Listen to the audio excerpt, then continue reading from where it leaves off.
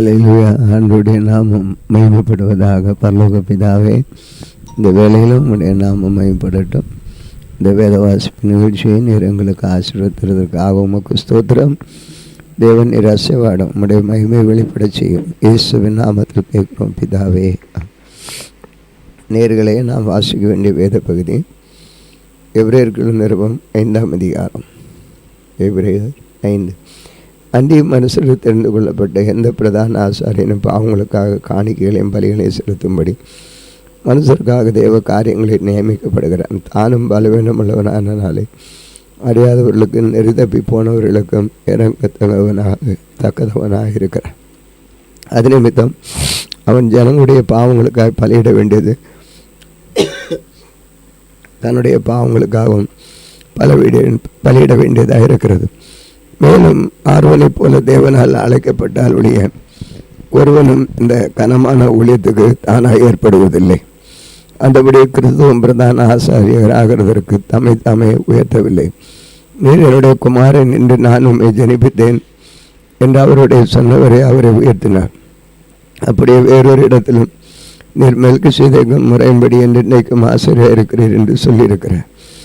அவர் மாம்சத்தில் இருந்த நாட்களில் நம்மை மரணத்தின் என்று ரட்சிக்க வல்லமை உள்ளவர் எங்களுக்கு பலத்த சத்துவத்தோடும் கண்ணீரோடும் விண்ணப்பம் பண்ணி வேண்டுதல் செய்து தமக்கு உண்டான பயபக்தி நிமித்தம் கேட்கப்பட்டு அவர் குமாரந்தாயிருந்தும் பாடுபட்டவர்களை கீழ்ப்படுதலை கற்றுக்கொண்டு நாம் பூர்ணரான பின்பு நமக்கு கீழ்ப்பட்டு இருக்கிற யாவரும் நித்திய ரட்சிப்பை அடைவதற்கு காரணராகி மெல்கிசேதேக்கு முறைமையின்படியான பிரதான ஆசாரியர் என்று தேவனால் நாமம் தரிப்பிக்கப்பட்டவர். இந்த மெல்கிசேதேக்கை பற்றி நாம் விஸ்தாரமாய் பேசலாம். எங்கள் கேள்வியில் மந்தமுள்ளவனானபடியால் அதை பிளகு பண்ணுகிறது அரிதாயிருக்கும். காலத்தை பார்த்தால் போதகராக இருக்க வேண்டிய உங்களுக்கு தேவனுடைய வாக்கியங்கள் மூல உபதேசங்களை மறுபடியும் உபதேசிக்க வேண்டியதாக இருக்கிறது. எங்கள் பலமான ஆகாரத்தை அல்ல பாலை உண்ணத்தக்கவர்களானீர்கள். பால் உண்கிற ஒரு குழந்தையாக இருக்கிறதுன்படினால் நீதியின் வசனத்தில் பழக்கமில்லாதவர் இருக்கிறார். பலமான ஆகாரத்தை நன்மை தீமை என்று பயிற்சியினால் பகுத்தறியத்தக்கதாக முயற்சிக்கு எதிராயும் ஞானம் எங்களுடையவர்களுமாய் பூர்ண வயதுள்ளவர்களுக்கு ஏற்றாகும். அதிகாரம் 6.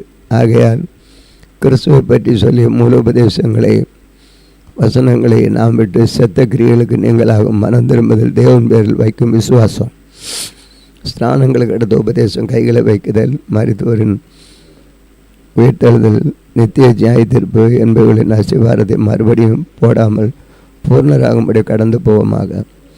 தேவனுக்கு சுத்தமானால் இப்படியே செய்வோம். ஏனெனில் ஒரு தரம் பிரகாசிப்பிக்கப்பட்டும் பரம ஈவை ருசி பார்த்தும் பரிசுத்தாவியை பெற்றும் தேவனுடைய நல்வார்த்தையும் இனிவரும் உலகத்தின் பலன்களை ருசி பார்த்தும் மறுதளித்து போனவர்கள் தேவனுடைய குமாரனை தங்களே மறுபடியும் சிலுவையில் அறைந்து அவமானப்படுத்துகிறபடியால் மனம் திரும்புவதற்கு அவர்களை மறுபடியும் புதுப்பிக்கிறது கூடாத காரியம்.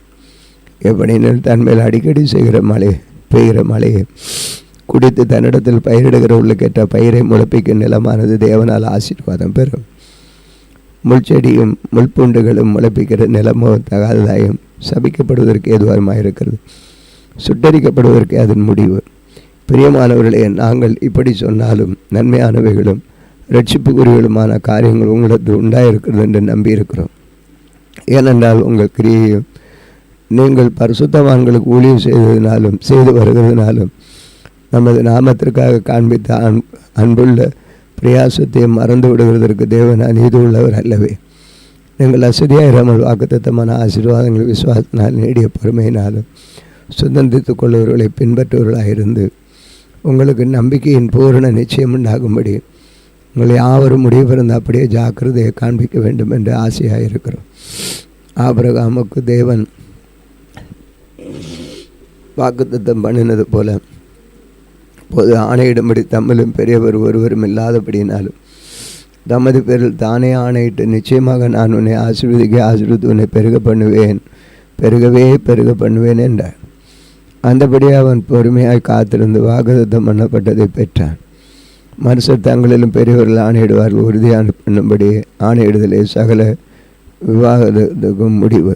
அந்தபடி தேவனும் வாக்குத்தத்தம் பண்ணப்பட்டவர்களை சுதந்திரத்துக் கொள்ளுகிறவர்களுக்கு தமது ஆலோசனை மாறாத நிச்சயத்தை பரிபூர்ணமாய் காண்பிக்கும்படி சித்தமுள்ளவராய் ஒரு ஆணையினாலே அதை சிறப்படுத்தினார். தமக்கு முன் வைக்கப்பட்ட நம்பிக்கையை பற்றி கொள்ளும்படி அடைக்கலமாய் ஓடியிருந்த நமக்கு 2 மாறாத விஷயங்கள் நிறைந்த ஆறுதல் உண்டாகும்படி எவ்வளோ வேணும் பொய்யுரையாத தேவன் அப்படி செய்தார். அந்த நம்பிக்கை நமக்கு நிலையாகவும் உறுதியாகவும் திரைக்குள்ளாக போதித்ததுமான ஆத்ம நங்கூரமாக இருக்கிறது. நமக்கு முன்னோடியானவராக இயேசு மெல்கிசேதேக்கு முறைமையின்படி நித்திய பிரதான ஆசாரியர் நமக்கு அந்த திரைக்குள் பிரவேசித்திருக்கிறார். அதிகாரம் 7. இந்த மெல்கிசேதேக்கு சாலேமின் ராஜா உன்னதமான தேவனுடைய ஆசாரியன்மாக இருந்தார். ராஜாக்களை முறியடித்து வந்த ஆபிரகாமுக்கு இவன் எதிர்கொண்டு போய் அவனை ஆசீர்வதித்தான். இவனுக்கு ஆபிரகாம் எல்லாவற்றிலும் தசமபாகம் கொடுத்தான். இவனுடைய முதல் பேராகிய மெல்கிசேதேக் என்பதற்கு நீதியின் ராஜா என்றும் பின்பு சாலமன் ராஜா என்பதற்கு சமாதானத்தின் ராஜா என்றும் மாறிடுமா. இவன் தகப்பனும் தாயும் வம்ச வரலாறும் இல்லாதவன். இவன் நாட்கள் துவக்கமும் ஜீவனும் முடியும் உடையவனாயிராமல் தேவனுடைய குமாரனுக்கு ஒப்பானவனாய் என்றென்றைக்கும் ஆசாரியனாக நிலைத்திருக்கிறான். இவன் எவ்வளவோ பெரியவனாயிருக்கிறான். பாருங்கள், கோத்திரத்திலவனாக ஆபிரகாம் முதலாய் கொள்ளையிடப்பட்ட பொருட்கள் இவனுக்கு தசமபாகம் கொடுத்தான். லேவியின் புத்திரர்கள் ஆசாரியத்துவத்தை அடைகிறவர்களும் ஆபிரகாமின் அறையில் இருந்து வந்த நாங்கள் சகோதரான ஜனங்களின் கையில் நியாயப்பிரமாணத்தின்படி தசமபாகம் வாங்குவதற்கு கட்டளை பெற்றிருக்கிறார். ஆகலும் அவருடைய வம்ச வரிசையில் வராதவனாகி இவன் ஆபிரகாமின் கையில் தசமபாகம் வாங்கி வாக்குத்தத்தங்களை பெற்றவனை ஆசீர்வதித்தான். சிறியவன் பெரியவனாலே ஆசீர்வதிக்கப்படுவான், அதற்கு சந்தேகமில்லை. அன்றியும் இங்கே மறிக்கிற மனுஷர் தசமபாகம் வாங்குகிறார்கள், அங்கேயோ பிழைத்திருக்கிறார்கள் என்று சாட்சி பெற்றவன் வாங்கினான். அங்கே மெல்கிசேதேக் ஆபிரகாமுக்கு எதிர்கொண்டு போன போது லேவியனான தன் தகப்பனுடைய அறையில் இருந்தபடியால் தசமபாகம் வாங்குகிற அவனும் ஆபிரகாம் மூலமாக தசமபாகம் கொடுத்தான் என்று சொல்லலாம். அல்லாமல் இஸ்ரவேல் ஜனங்கள் லேவி கோத்திர ஆசாரிய முறைமைக்கு உட்பட்டிருக்கிறது அல்லவோ நியாயப்பிரமாணத்தை பெற்றார்கள். அந்த ஆசாரிய முறைமையினாலே பூரணப்படுதல் உண்டாயிருக்குமானால் ஆரோனுடைய முறையின்படியே அழைக்கப்படாமல் மெல்கிசேதேக் முறையின்படி அழைக்கப்பட்ட வேறொரு ஆசாரியர் எழும்ப வேண்டுவதென்ன? ஆசாரியத்துவம் மாற்றப்பட்டிருக்குமே, ஆனால் நியாயப்பிரமாணம் மாற்றப்பட வேண்டியதாகும். இவைகள் எவரை குறித்து சொல்லப்பட்டிருக்கிறதோ அவர் வேறொரு கோத்திரத்துக்குள்ளாரவனாக இருக்கிறார்.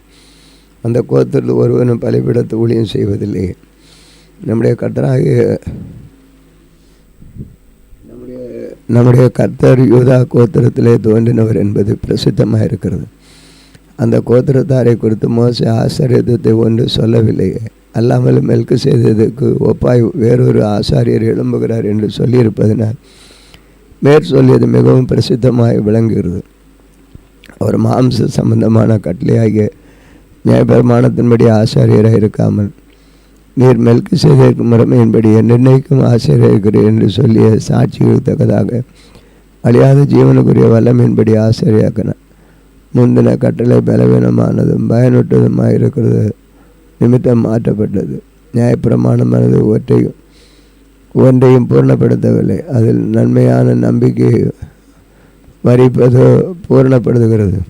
அந்த நம்பிக்கையினால் தேவனிடத்தில் சேருகிறோம். அன்றி அவர்கள் ஆணை இல்லாமல் ஆசாரியராக்கப்படுகிறார். எவரோ அவர் மெல்கிசேதேக் முறைமையின்படி என்னென்னைக்கும் ஆசாரியராக இருக்கிறார் என்று கர்த்தர் ஆணையிட்டார். மனம் மாறாமலும் இருப்பார் என்று தம்முடனே சொன்னவராலே ஆணையுடைய ஆசாரியர் நான். ஆனதால் இயேசுவானவர் ஆணையின்படி ஆசாரியப்பட்டு எவ்வளவு விசேஷ காரியமும் அவ்வளோ விசேஷ உடன்படிக்கை பிணையாளியானார். அன்றியும் அவர்கள் மரணத்தின் நிமித்தம் நிலைத்திருக்க கூடாதிருந்தவர்களானபடியால் ஆசாரியர்களாக இருக்கப்படுகிறவர்கள் அநேகராக இருக்கிறார்கள். இவரோ என்றென்றைக்கும் நிலைத்திருக்கிறபடியினாலே மாறி போகாதபடி ஆசாரியத்துவம் உள்ளவராக இருக்கிறார். மேலும் நமது மூலமாக தேவனிடத்தில் சேர்கிறவர்களுக்கு வேண்டுதல் செய்யும்படி அவர் எப்பொழுதும் உயிரோடு இருக்கிறவராக அவர்களை முற்றுமாய் ரட்சிக்க வல்லவராக இருக்கிறார். பரிசுத்தரும் குற்றமற்றவரும் மாசில்லாதவரும் பாவிகளும் விலகினவரும் வசனங்கள் வானங்களில் உயர்ந்தவருமாகிய இருக்கிற இவ்விதமான பிரதான ஆசாரியர் நமக்கு ஏதுவாக இருக்கிறார். அவர் பிரதான ஆசாரியர்களைப் போல முன்பு சொந்த பாவங்களுக்காகவும் பின்பு ஜனங்களுடைய பாவங்களுக்காகவும் நாடோறும் பலியிட வேண்டிய தம்மை தாம் பலியிட வேண்டுவதில்லை. ஏனெனில் தம்மை தாமே பலியிட்டதனால் ஒரே தரம் செய்து முடித்தார். நியாயப்பிரமானது பலவீனம் உள்ள மனுஷர்களுக்கு பிரதான ஆசாரியராக ஏற்படுத்துகிறது. நியாயப்பிரமாணத்திற்கு பின்பு உண்டான ஆணையோடைய விளங்கிய வசனமோ என்றென்றைக்கும் பூரண குமாரனை ஏற்படுத்துகிறது. அதிகாரம் 8. மேற்சொல்லியவைகள் ஐக்கியமான பொருள் என்னவென்றால், பரலோகத்தில் உள்ள மகத்துவ ஆசனத்தின் வலது பார்சல் உட்கார்ந்திருக்கிறவருமாய் பரிசுத்த ஸ்தலத்தில் மனுஷரால் அல்ல கர்த்தரால் தியாபிக்கப்பட்ட மெய்யான கூடங்கள் ஆசாரிய ஊழி செய்து வருகிறமா இருக்க பிரதான ஆசாரியர் நமக்கு உண்டு. ஒவ்வொரு பிரதான ஆசாரியனும் காணிக்கைகளையும் பலிகளையும் செலுத்தும்படி நியமிக்கப்படுகிறான். அதனால் செலுத்தும்படிக்கு ஏதோ ஒன்று இருக்கும், அவசியம் வேண்டியதாக இருக்கிறது. பூமியிலே அவர் இருப்பாரானால் ஆசாரியர் இருக்க மாட்டார். ஏனால் நியாயப்பிரமாணத்தின்படி காணிக்கைகளை செலுத்துகிற ஆசாரியர் இருக்கிறார்கள்.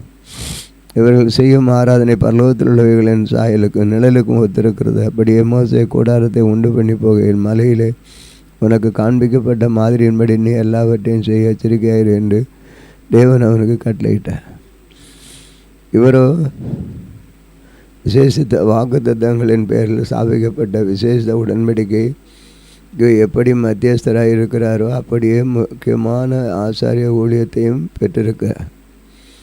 அந்த முதலாம் உடன்படிக்கை பிழை இல்லாதிருந்தாலும் இருந்ததானால் இரண்டாம் உடன்படிக்கை இடம் தேட வேண்டுவதில்லையே. அவர்களை குற்றப்படுத்தி அவர்களை நோக்கி இதோ கர்த்தர் சொல்லுகிறது என்னவெனில், இஸ்ரவேல் குடும்பத்தோடும் யூதா குடும்பத்தோடும் நான் உடன்படிக்கை ஏற்படுத்தும் காலம் வருகிறது. அவருடைய பிதாக்களை எகிப்து தேசத்திலிருந்து கொண்டு வரும்படி நான் அவருடைய கையை பிடித்து நாளில் அவர்கள் பண்ணின உடன்படிக்கைக்கு போல இது இருப்பதில்லை. அந்த உடன்படிக்கையில் அவர்கள் நிற்கவில்லை, நானும் அவர்களை புறக்கணித்தேன் என்று கர்த்தர் சொல்லுகிறேன்.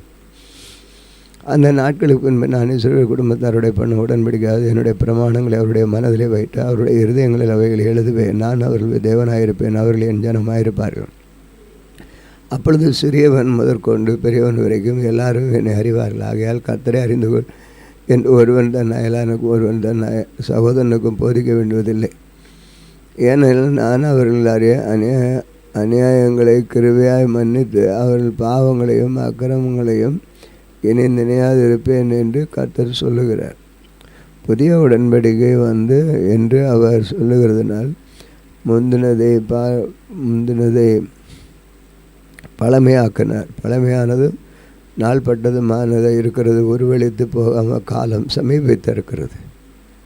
அதிகாரம் 9.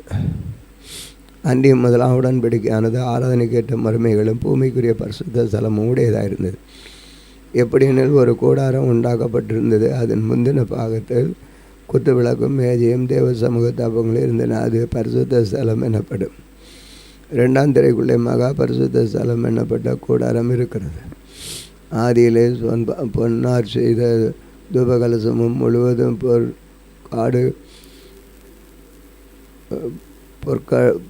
பொற்கடு பொதித்திருக்கப்பட்ட உடன்படிக்கை பெட்டியும் இருந்தது. அந்த பெட்டியிலே மன்னா வைக்கப்பட்டிருந்தது. பொற்பாத்திரமும் ஆறுடைய தள்ளுத்த கோலும் உடன்படிக்கையின் கற்பலைகளும் இருந்தன. அதற்கு மேலே மகிமையுள்ள கேருபீன்கள் வைக்கப்பட்டிருக்கிற கிருபாசனத்தை நிலையிட்டிருந்தன. இவைகளை குறித்து விவரமாய் பேச இப்பொழுது சமயமில்லை. இவைகள் இவ்விதமாக ஆயத்தமாக்கப்பட்டிருக்க ஆசாரியர்கள் ஆராதனை முறைமைகளை நிறைவேற்றும்படிக்கு முதலாம் கூடாரத்தில் நித்தமும் பிரவேசிப்பார்கள். இரண்டாம் கூடாரத்தில் பிரதான ஆசாரியன் மாத்திரம் வருஷத்திற்கு ஒரு தரம் இரத்தத்தோடு பிரவேசித்து அந்த இரத்தத்தை தனக்காகவும் ஜனங்களுடைய தப்பிதங்களுக்காகவும் செலுத்துவான். அதனாலே முதலாம் கூடாரம் நிற்கும் அளவும் பரிசுத்த ஸ்தலத்திற்கு போகிற மார்க்கம் இன்னும் வெளிப்படுவதில்லை என்று பரிசுத்த ஆவியினர் தெரிவித்திருக்கிறார். அந்த கூடாரம் இக்காலத்திற்கு உதவுகிற ஒப்பனையாக இருக்கிறது. அதற்கேற்றபடி செலுத்தப்பட்டு வருகிற காணிக்கைகளுக்கும் பலிகளும் ஆராதனை செய்விடும் மனசாட்சியும் பூர்ணப்படுத்த கடவுகளாம். இவைகள் சீர்திருத்தல் உண்டாகும். காலம் வரைக்கும் நடந்து வரும் கட்டளையிட்ட போஜனங்களும் பலவித ஸ்தானங்களும் சரீரத்துக்கு ஏற்ற சடங்குகள் இல்லாமல் வேறு இல்லை. கிறிஸ்துவானவர் வரப்போகிற நன்மைகளுக்குரிய பிரதான ஆசிரியர் வெளிப்பட்டு கையினால் செய்யப்பட்டதாகிய இந்த சிருஷ்டி சம்பந்தமான கூடாரத்தின் வழியாக அல்ல, பெரிதும் உத்தமமான கூடாரத்தின் வழியாகவும் வெள்ளாட்டுக்கடா இளங்காலை இவைகளுடைய இரத்தத்தினாலே அல்ல, நம்முடைய சொந்த இரத்தத்தினாலும் ஒரே தரம் மகா பரிசுத்த ஸ்தலத்திலே பிரவேசித்து நித்திய மீட்பை உண்டு பண்ணினார். அது எப்படி எனில் காளை வெள்ளாட்டு கடவைகளின் இரத்தமும் தீட்டுப்பட்டவர்கள் மேல் தெளிக்கப்பட கடாரியின் சாம்பலும் சரீர சுத்தி உண்டாகும்படி பரிசுத்தமாக்கப்படுவதனால் நித்திய ஆவியினாலே நம்மை தாமே பலதட்ட பலியாக தேவனுக்கு ஒப்புக் கொடுத்து கிறிஸ்துவனுடைய ரத்தம் ஜீவனுடைய தேவனுக்கு ஊழியம் செய்வதற்கு உங்கள் மனசாட்சி செத்த கிரியைகளை சுத்திகரிப்பது எவ்வளோ நிச்சயம். ஆகையால் முதலான உடன்படிக்கை காலத்திலே அந்த நடந்த அக்கிரமங்களை நிவர்த்தி செய்யும் பொருட்டு அவர்கள் மரணமடைந்து அழைக்கப்பட்டவர்கள் வாக்குத்தத்தம் பண்ணப்பட்டு நித்திய சுதந்திரத்தை அடைந்து கொள்வதற்காக புதிய உடன்படிக்கையின் மத்தியஸ்தராக இருக்கிறார். ஏனென்றால் எங்கே மரண சாசனம் உண்டோ அங்கே அந்த சாசனத்தை எழுதினருடைய மரணமும் உண்டாக வேண்டும். எப்படியும் மரணம் உண்டான முன்பே மரண சாசனம் உறுதிப்படும். அது எழுதினவன் உயிரோடு இருக்க அதற்கு பலனில்லையே. அந்த முதலாம் உடன்படிக்கையும் இரத்தம் இல்லாமல் பிரதிஷ்டை பண்ணப்படவில்லை. எப்படியெனில் மோசே நியாயப்பிரமாணத்தின்படி சகல ஜனங்களுக்கும் எல்லா கட்டளைகளையும் சொன்ன பின்பு இளங்காளைகளை வெள்ளாட்டுகளையும் இவைகளை இரத்தத்தை தண்ணீரை போல சிவப்பு ஆட்டு மயிரோடும் ஆட்டு மயிரோடும் ஈசோப்போடும் கூட எடுத்து புஸ்தகத்தின் மேலும் ஜனங்கள் எல்லார் மேலும் தெளித்து தேவன் உங்களுக்கு கட்டளையிட்ட உடன்படிக்கையின் ரத்தம் இதுவே என்று சொன்னார். இவ்விதமாக கூடாரத்தின் மேலும் ஆராதனைக்குரிய சகல பணிமுட்டின் மேலும் இரத்தத்தை தெளித்தார். நியாயப்பிரமாணத்தின்படி கொஞ்சம் குறைய எல்லாம் இரத்தத்தினாலே சுத்திகரிக்கப்படும்படி இரத்தம் சிந்துதல் இல்லாமல் பாவ மன்னிப்பு உண்டாகாது. அதனால் பரலோகத்தில் இருக்கிறவர்களுக்கு சாயலானவைகள் இப்படிப்பட்ட பலிகளினாலே சுத்திகரிக்கப்பட வேண்டியதாக இருந்தது. பரலோகத்தில் உள்ளவைகளோ இவைகளிலும் விசேஷித்த பலிகளினாலே சுத்திகரிக்கப்பட வேண்டியதாமே. அந்தபடி மெய்யான பரிசுத்த ஸ்தலத்துக்கு அடையாளமான கையினால் செய்யப்பட்டதாக இருக்கிற பரிசுத்த ஸ்தலத்திலே கிறிஸ்துவானவர் பிரவேசியாமல் பரலோகத்தில் தானே இப்பொழுது நமக்காக தேவனுடைய சமூகத்தில் பிரதிஷ்டமாகும்படி பிரவேசித்திருக்கிறார். பிரதான ஆசாரியர் அந்நிய இரத்தத்தோடைய வருஷந்தோறும் பரிசுத்த ஸ்தலத்துக்குள் பிரவேசிக்கிறது போல அவர் அநேகரும் நம்மை பலியிடும்படி பிரவேசிக்கவில்லை. அப்படி இருந்ததானால் உலகம் உண்டானது முதற்கொண்டு அவர் அநேகந்தரும் பாடுபட வேண்டியதாக இருக்கும். அப்படிப்பட்ட அவர் தாமே பலியிடுகிறதுனாலே பாவங்களை நினைவுக்கும் பொருட்டாக இந்த கடைசி காலத்தில் ஒரே தரம் வெளிப்பட்டார். அன்றி ஒரே தரம் மறிப்பதும் பின்பு நியாயத்திற்படைவதும் மனுஷனால் ஏற்படுகிற நியாயம் நியமிக்கப்பட்டிருக்கிறபடியே கிறிஸ்துவும் அனைவருடைய பாவங்களை சுமந்து தீர்க்கும்படி இது ஒரே தரம் பலியிடப்பட்டு நமக்காக காத்து கொண்டிருக்கிறவர்களுக்கு ரட்சிப்பை அருளும்படி இரண்டாம் தரம் பாவம் இல்லாமல் தரிசனமானார். வாசிக்க வேண்டிய வேத பகுதி வாசித்து முடிந்து நாம் செபிப்போம். அன்பின் ஆண்டவரே, இந்த நேரத்திலும் வேத பகுதியை நேரங்களுக்கு கொடுத்தபடியால் உமக்கு ஸ்தோத்திரம். தொடர்ந்து உம்முடைய மகிமை வெளிப்படட்டும். இந்த நாள் எங்களுக்கு ஆசீர்வாதமான இருக்கட்டும், ஒரு அற்புத நாளாக இருக்கட்டும். இயேசுப்பா எங்கள் வாழ்க்கையில் வந்து உதவி செய்யுங்கப்பா. மகை மகிமை உண்டாட்டி இயேசு கிறிஸ்துவ நாமத்தில் வேண்டிக் கொள்கிறோம் பிதாவே, ஆமென். இந்த நாளிலும் எங்களுக்கு விரோதமாக கிரியை செய்து சகல அந்தகார வல்லமை ஆவிகளை நான் சொன்ன இயேசு கிறிஸ்துவ நாமத்தில் கடிந்து கட்டுகிறேன். ஆமென், ஆமென்.